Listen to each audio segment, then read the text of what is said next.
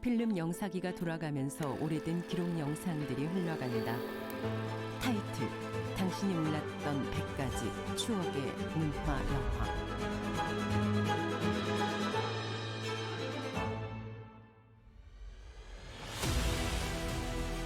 콩들이 알알이 맺혀있다.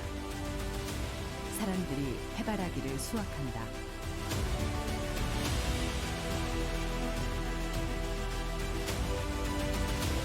젖소가 초원에서 풀을 뜯고 사람들이 젖소의 젖을자 우유통을 담는다. 공장 기계에서는 하얀 우유가 자동으로 유리병에 담기고 경운기를 작동시키는 사람들의 모습이 흘러간다. 추억의 문화영화 그 시절의 농사법. 자막 식량짐승. 보릿고개의 굶주림에서 벗어나지 못했던 시절. 1960년대는 식량 확보가 가장 시급한 현안이었다. 정부는 식량 증산을 위한 다양한 정책을 펼쳤는데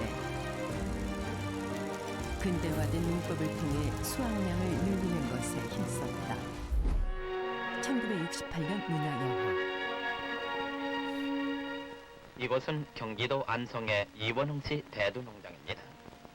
이 씨는 과거 수년간 콩 이식 재배에 앞장서서 많은 농민들을 일깨워준 동농가입니다. 정말 잘 되긴 했구나. 원흥이 수고하네.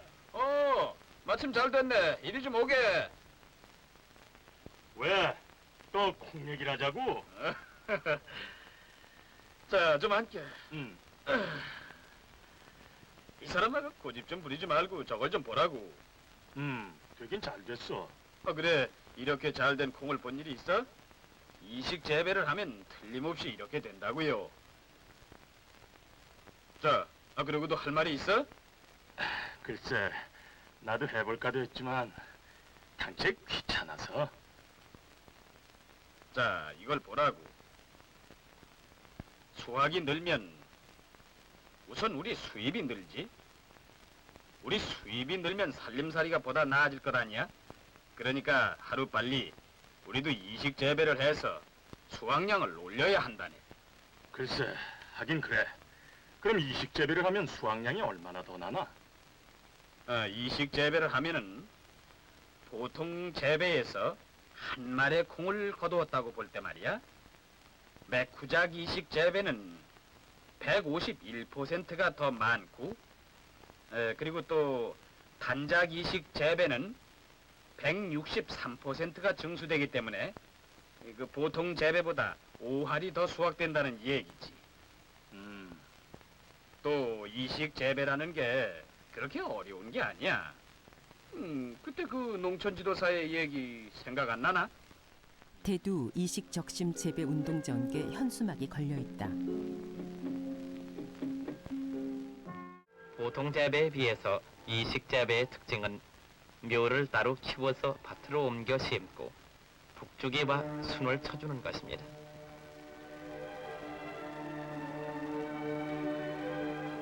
이런 작업을 거치자면 많은 노력이 들지만은 틀림없이 재래식보다 5할 이상이 증수됩니다.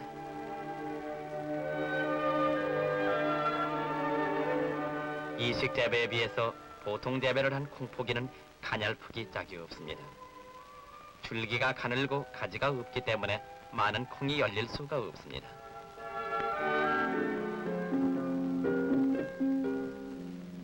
농민이 양동이 물에 살충제를 조금 넣어 섞는다. 이식을 하고 나서 북주기와 순치기를 하고 한두 번 살충제를 뿌려주면은 놀라울 만큼 콩이 자라고 많은 수확을 얻을 수가 있는 것입니다. 농민이 살충제를 뿌린다. 농민 여러분, 누구나 할 수 있는 이식 재배를 통해서 많은 콩을 거두어 우리 생활을 윤택하게 만듭시다.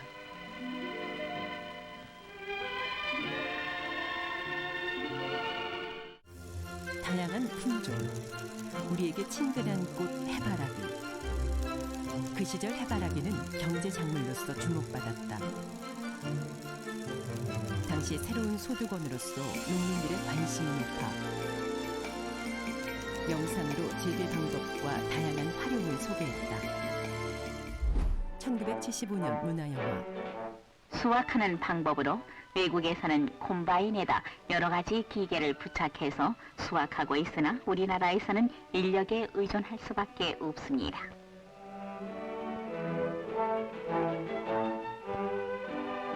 먼저 머리꽃에서부터 20cm 아래 줄기를 잘라서 마대에 담습니다.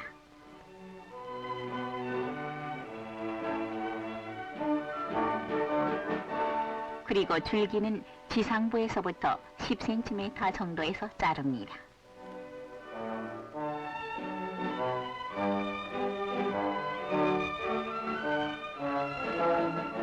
자른 줄기는 이틀 정도 건조시킨 다음 옅은 황색을 띨 때까지 계속 햇볕에 말려야 하는데 이 줄기는 좋은 종이의 원료가 되는 것입니다.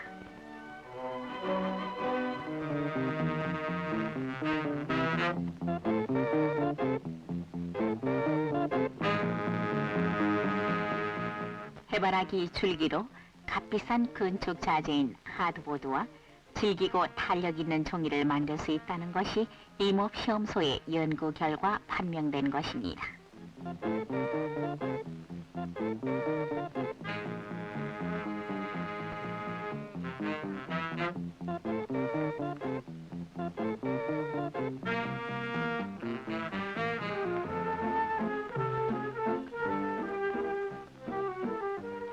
자른 머리꽃은 다발로 엮어 그늘에 이틀 정도 말립니다. 해바라기 머리가 줄줄이 엮여 널려 있다. 사람들이 말린 머리꽃을 훌훌 털어낸다. 그늘에 말린 다음 지면이나 큰 쇠붙이 또는 단단한 나무 토막으로 털면 씨가 잘 빠져나옵니다. 까만 해바라기 씨앗. 털어낸 씨앗은 가만이나 마대에 포장해서 적당한 온도와 습도가 유지되는 곳에 보관하는 것이 좋습니다. 마대자루가 창고에 켜켜이 쌓인다.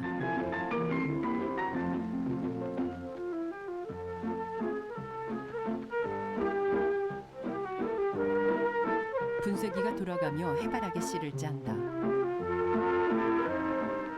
해바라기 씨는 주로 기름을 짜서 고급 식용유로 많이 쓰이고 있습니다. 수도꼭지 같은 곳에서 기름이 쏟아져 나온다.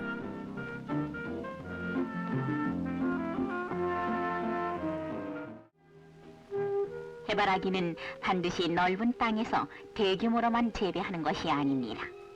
마을 유휴지나 목장 주변, 철로변 또는 공장 부지 등 노는 땅을 이용해서 심으면 보기에도 좋고 수입도 올릴 수 있습니다.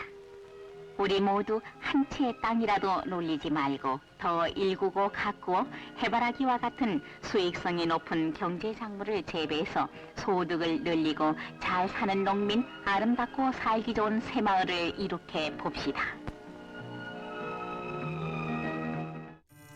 낙농업과 목초지. 우유가 대중화되기 시작한 1960년대. 우유의 생산량이 증가하고 유제품이 본격적으로 개발되었다. 낙농업이 호황을 맞으며 가축을 기르는 농가도 늘었는데 땅을 개간해 넓고 비옥한 목초지를 조성했다. 1968년 유축농업의 발전은 바로 우리들 생활의 근대화를 말하는 것이며 또한 농가 소득을 보다 향상시키는 길입니다. 목축업자가 소젖을 짠다. 유축농업을 발전시키는 데 있어서는 무엇보다도 중요한 것은 사료, 즉 풀인 것입니다. 그러므로 충분한 풀을 마련하지 않고서는 우리 생활에 혜택을 주는 어떤 가축이든지 기를 수가 없는 것입니다. 젖소액에서 나온 하얀 우유를 목축업자가 통에 담는다.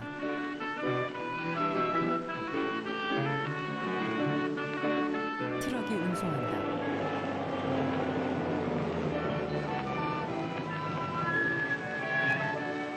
특히 우유는 영양가 높은 식품으로서 널리 애용되고 그 수요는 날로 늘어만 가고 있습니다. 풀이 곧 우유가 되고 고기가 된다는 것을 생각할 때 우리들은 다시 한번 회대한 인식을 가다듬을 필요가 있는 것입니다. 빈 유리병에 우유가 자동으로 담기고 분유통도 나온다.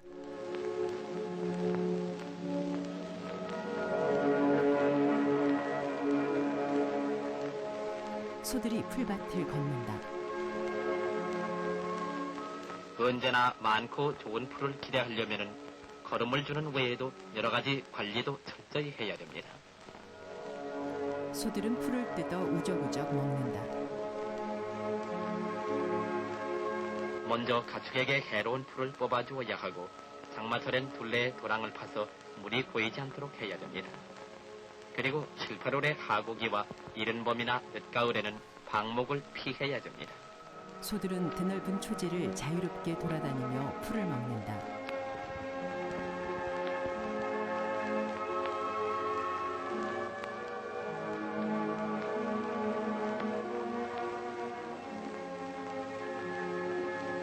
방목에 적당한 풀의 높이는 20cm 내지 30cm가 좋고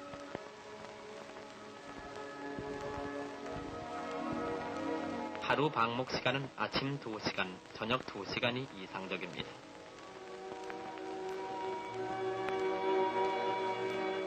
그리고 젖소 한 마리당 풀밭 넓이는 200평 정도. 사냥과 면양은 16평 내외라야 됩니다. 방목에 대한 자료 화면.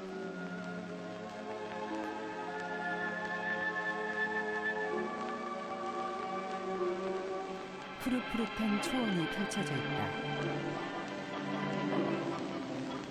풀은 1년에 4회 내지 6회 베는 것이 좋습니다.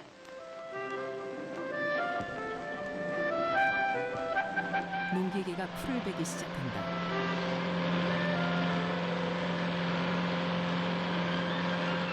베는 시기는 볕과목초는 이삭이 트기 전, 콩과목초는 꽃이 피기 이전이라야 하고 풀을 벨 때는 너무 짧게 베지 말고 시상에서 6cm 이상을 남겨놓습니다. 사람들이 직접 낫을 들고 부지런히 풀을 베기도 한다.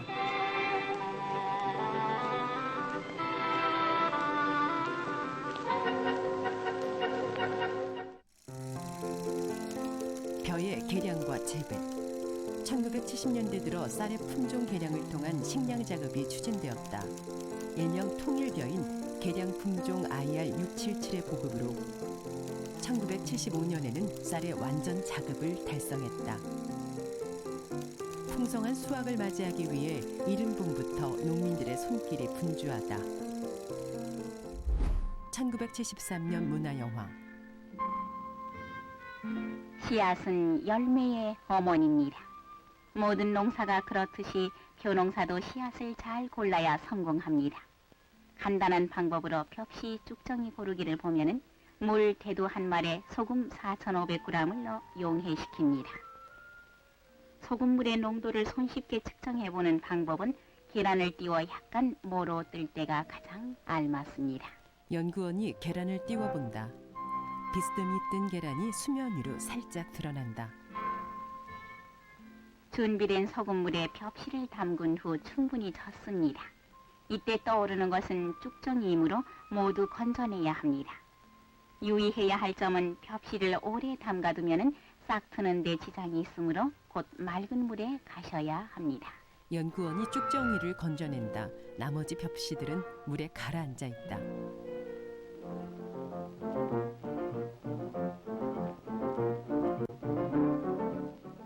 (3월) 중순부터 하순까지는 통일벼 온상모짜리를 만들어야 합니다. 비료를 주어 잘 고른 묘판을 2, 3일간 굳힌 후 벽시를 고루 뿌립니다. 다음 채로 친 밭흙을 벽시가 보이지 않을 정도로 덮고 그 위에 다시 왕겨를 구워 숯을 만든 보소 재료를 1cm 정도의 두께로 깔고 비닐을 덮습니다. 이렇게 하면 괴불, 못썩음 등 병충해를 막을 수 있고 빨리 자라 일찍 모내기를 할 수 있습니다. 농기계의 활용. 우리나라 농업을 기교하는 동력 경운기가 보급되면서부터다. 경운기는 1961년 보급되기 시작하여 점차 전통 농업에서 소의 역할이 경운기로 대체되었다. 그 시절 농민들에게 영상을 통해 작동법을 교육하기도 했다. 경운기는 1980년 다용도로 문화영화. 사용되는 농기계다. 동력 경운기 구조의 주요 부분은 휜벨트, 공기청정기, 주변속 레버, 크러치 레버, 보조 핸들, 조속 레버, 핸들, 조향 클러치 레버, 부변속 및 경운 변속 레버로 구성된다. 경운기의 시동은 먼저 감압 레버를 감압시키고 프라이휠을 약 10회 정도 공회전시킨다. 가솔린 코크를 1.5회가량 열고 푸시 버튼을 눌러 가솔린 보급 상태를 확인한다.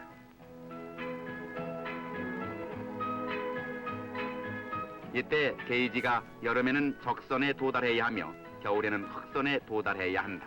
흑선 높이가 적선보다 더 높다. 시동 펌프 단추를 걸수에서 풀어 두세 번가량 눌러준 후 다시 걸어둔다. 빨간 펌프 단추는 손톱 크기만 하다. 조속 레버를 시동 위치로 한다.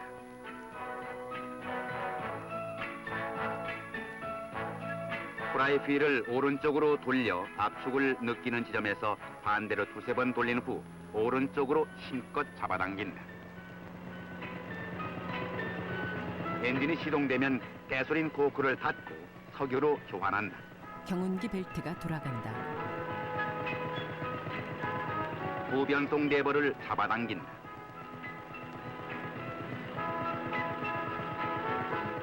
받침대를 접는다. 주변속 레버를 잡고 기어를 저속 1단에 넣고 브레이크를 풀면 서서히 발진한다. 바퀴가 2개인 경운기가 앞으로 나아간다. 손잡이 양쪽의 조향 크러치는 저속 주행 시에만 사용해야 한다. 농민이 경운기의 핸들을 잡고 경운기를 천천히 민다.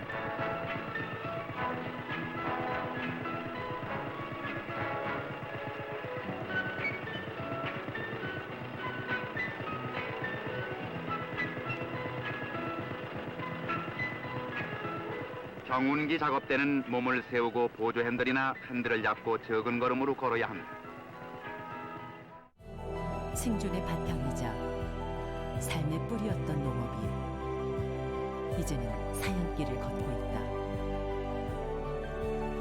이 땅에서 나고 자란 우리 먹거리를 지켜나갈 방법은 무엇일까? 서두르지 않는 농부의 마음으로 자연과 함께 작물의 숨결에 귀 기울여 본다.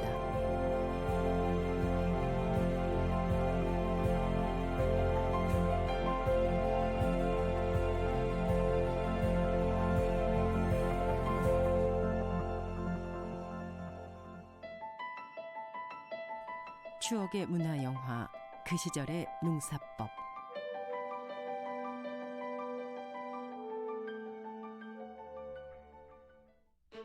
필름 영사기가 돌아가면서 오래된 기록 영상들이 흘러간다. 타이틀 당신이 몰랐던 100가지 추억의 문화 영화.